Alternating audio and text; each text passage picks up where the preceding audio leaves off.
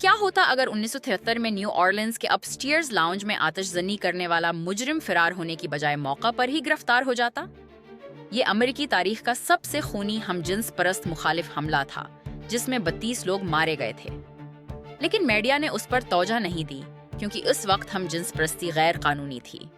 اگر مجرم فوری طور پر پکڑا جاتا تو یہ کیس قومی توجہ کا مرکز بن جاتا۔ ایک ہائی پروفائل مقدمہ ہم جنس پرست کمیونٹی کے خلاف منظم امتیاز کو بے نقاب کر دیتا۔